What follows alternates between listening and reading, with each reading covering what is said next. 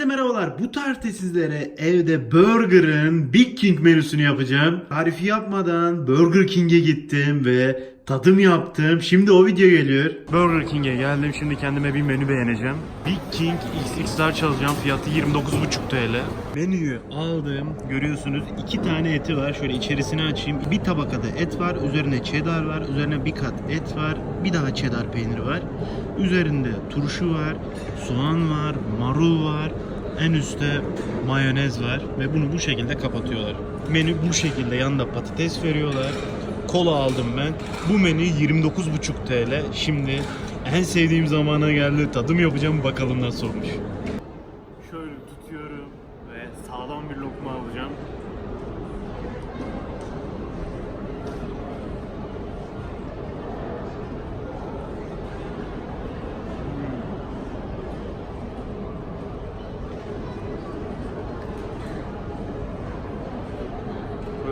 Patates kızartması, yanında acı sos. Biraz da kola alayım.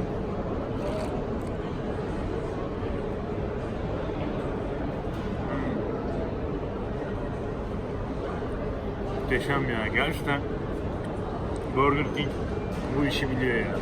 O cheddar peyniri zaten inanılmaz yakışıyor buna. Bu marul da bir çıtırlık katıyor. Gerçekten muhteşem.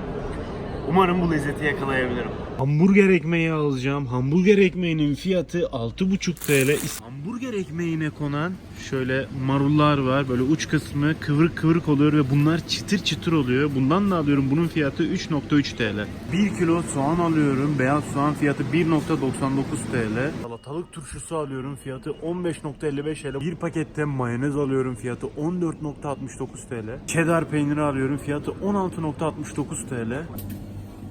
Ana döş alıyoruz. Ne kadar kilosu? Kilosu 41 lira mı olacak? 41 lira.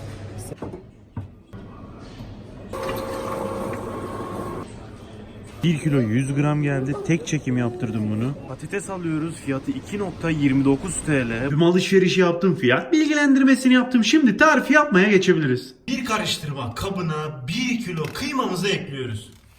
Kıymayı kıyma makinesinden 2 kere çektirmiyoruz. Sadece 1 kere çektireceğiz. Kıyma makinelerin bu çıkış kısmında şöyle bir aparat var. Buna ayna deniyor.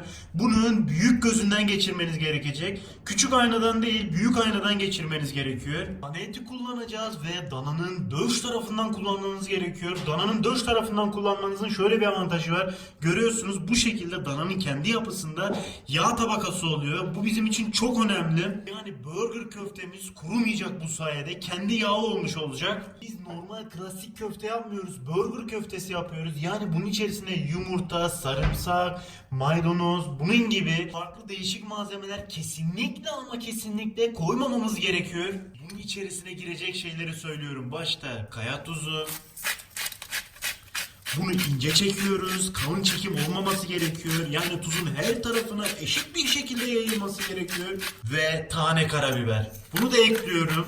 Bu da ortalama 1 tatlı kaşığı kadar olacak. Tuz tamamen sizin isteğinize bağlı. Kişiye göre çünkü tuz oranı değişebiliyor. Burger köftesi kesinlikle ama kesinlikle çok fazla böyle yoğurmaya gelmez. Çok sıkıştırırsanız pişirdiğiniz zaman suyu fazla çıkacak ve kuru bir et elde etmiş olacaksınız. Bu da istemediğimiz bir şey. Sadece ve sadece şimdi hem etin birbirini tutması için hem de eklediğim karabiber ve tuzun her tarafa eşit bir şekilde yayılması için kontrollü bir şekilde karıştırıyorum. Evet, istediğimiz kıvam işte tam da bu. Ortalama 3 dakika bu şekilde yoğurdum ve etimiz artık hazır. Şimdi etime şekil vereceğim. Şöyle altta bir kap var. Herhangi bir kavanozun kapağıyla da yapabilirsiniz. Şöyle üzerine bir tane buzdolabı poşeti koyuyorum. Bir avuç et aldım ve içerisine ekliyorum. Bunu her tarafına bu şekilde yayıyorum. Zorlanmamak için üzerine poşeti ekleyip bu şekilde elinize hem yapışmayacaktır hem rahat bir şekilde açılacaktır. İyice bastırdım ve her tarafına yayarak açtım ve üzerini bu şekilde açıyorum. Etimiz mutlaka ama mutlaka hamburger ekmeğinden bir parça büyük olması gerekiyor. Çünkü bu piştiği zaman yağ bir parça eriyecek ve içine doğru çekecek, biraz küçülecek. Onu göz önünde bulundurmamız gerekiyor. Görüyorsunuz etimizden bir parça dışarı çıkıyor boyutta. Bir tanesi hazır. Şimdi bunu kenara alıyorum. Diğerini de yapıyorum. Evet, ikincisini ben hazırladım. Göstereyim yine aynı şekilde. Köftelerim hazır. Bunu sakın buzdolabına eklemeyin. Çünkü birazdan pişireceğiz. Bunları pişirirken oda sıcaklığında olması gerekiyor. Bunları şimdilik kenara alıyorum. Burger King patatesi yapacağız. Yanında sunum olarak dediğim gibi patates kızartması vermişlerdi. Onu da yapacağız. Ben link olarak yukarıya daha önce yapmış olduğum Burger King'in orijinal tarifini paylaşacağım. Yukarıda şu an link olarak gözükmesi gerekiyor. Linke tıklayıp birebir orijinalini yapabilirsiniz ve çok lezzetli olmuştu. Siz normal bıçakla kesebilirsiniz ama ben böyle bir alet almıştım. Hepsinin aynı boyutta çıkmasını sağlıyor. Hem de Burger King patatesine daha fazla benziyor. Patatesi aparatın içerisine yerleştiriyorum. Ve aletin üzerine bastıra bastıra patatesleri bu şekilde çıkarıyorum. Evet, gördüğünüz gibi hepsi aynı boyutta oluyor bu sayede. Ocağın altını yakıyorum. Tencereyi ocağa ekliyorum. İçerisine sıvı yağ ekliyorum. Yağımızın çok ama çok iyi kızması gerekiyor. Çok iyi kızmadan sakın ama sakın içerisine patatesleri eklemeyin. Yağımız iyice kızdı. Şimdi patatesleri ekleyebilirim. Ben şöyle bir aparat aldım. Bence çok muhteşem bir şey. Kızaran yağın dışarı çıkmasını engelliyor. Hem ocağınız tertemiz olacak bu sayede. Patates kızartması hazır. Şimdi bunları dışarı çıkarıyorum.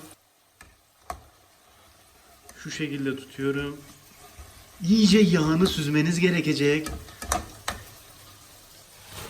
Kızartma hazır. Bunu kenara alıyorum şimdilik. Çıtır çıtır turşularım var. Bunları da halka halka doğruyorum. Bunları da burger ekmeğin içerisine ekleyeceğim.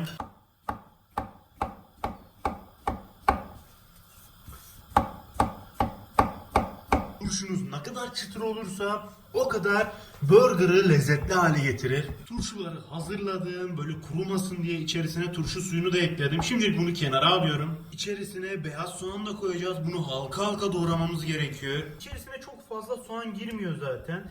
İçerisindeki halkanın da halkasını çıkaracağız. Şimdi göstereceğim.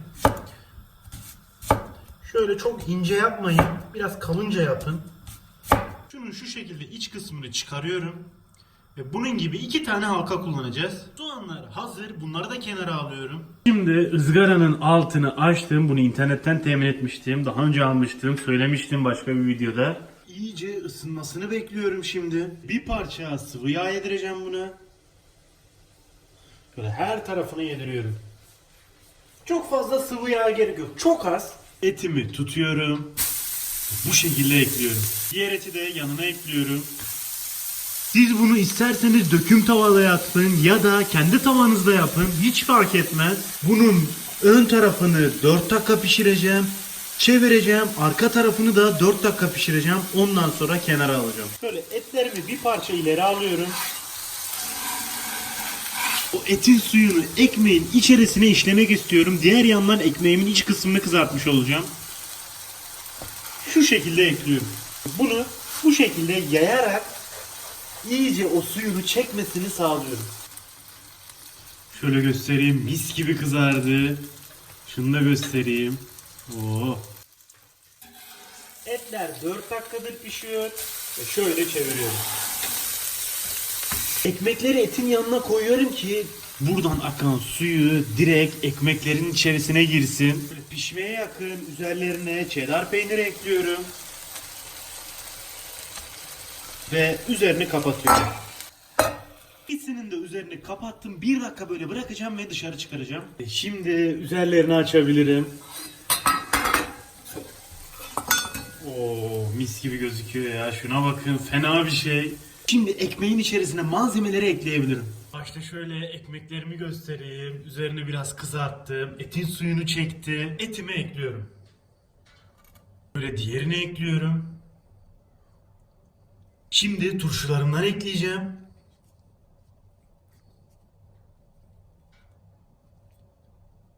Şöyle soğanlarımdan ekliyorum. Şimdi de marul ekliyorum. Şimdi de ekmeğin üzerine mayonez sıkıyorum.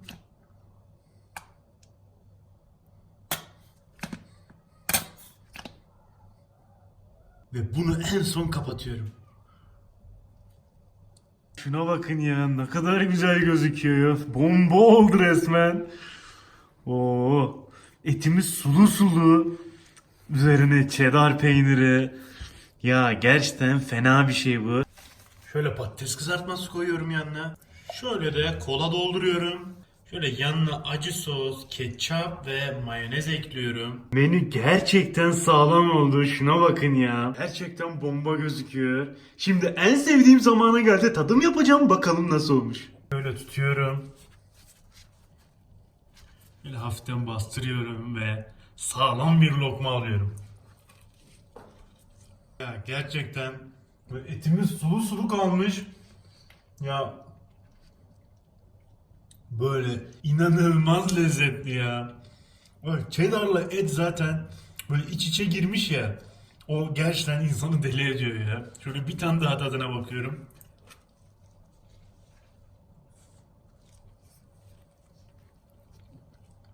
Şu patates kızartmasından alacağım. Biraz acı sosa batırıyorum.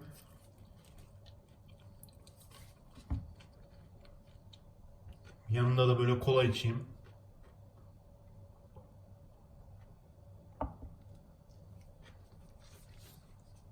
Muazzam. Biz bu işi gerçekten başarmışız. Herkese afiyet olsun. Videomuzu beğenip kanalımıza abone olmayı unutmayın. Bir sonraki videoda görüşmek üzere arkadaşlar. Hoşça kalın.